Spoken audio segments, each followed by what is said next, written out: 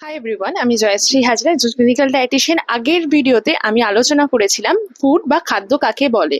আজকে আমরা জেনে নেব যে কত রকমের খাবার আমরা খাই বা ফুডের ক্লাসিফিকেশন কি, বা আমাদের রোজের কি কি খাবার প্রত্যেক দিন খাওয়া হোক বা প্রাণীজ, অর্থাৎ প্ল্যান্ট বেসড ফুড হোক বা অ্যানিমেল বেসড ফুড, আমরা সকল খাবার থেকেই এই খাদ্য উপাদানগুলি পেয়ে থাকি। যেমন প্রোটিন, অর্থাৎ প্রোটিন মোটামুটি আমরা মাছ, মাংস, ডিম, সয়াবিন এগুলো থেকে পেয়ে থাকি। দ্বিতীয় কার্বোহাইড্রেট, অর্থাৎ গম, চাল, ভুট্টা এগুলো থেকে পেয়ে থাকি। লিপিড অর্থাৎ ফ্যাট, যেমন নানান রকম তেল, বাদাম এই জাতীয় জিনিস থেকে পেয়ে থাকি।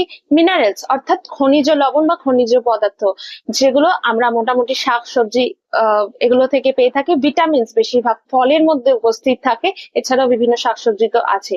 জল, জল আমাদের শরীরের জন্য অব্যর্থ, এবং জল ছাড়া আমাদের শারীরবৃত্তীয় কোনো কাজই সম্পন্ন হয় না। এবং ফাইবার অর্থাৎ তন্তু বা রাফেজ মেটেরিয়াল, যার জন্য আমাদের শরীরের মধ্যে যত রকমের বাল্ক সৃষ্টি হয়, অর্থাৎ যার জন্য আমাদের মলমূত্র আমরা পরিত্যাগ করতে পারি, তার জন্য ফাইবার ভীষণভাবে ইম্পর্টেন্ট।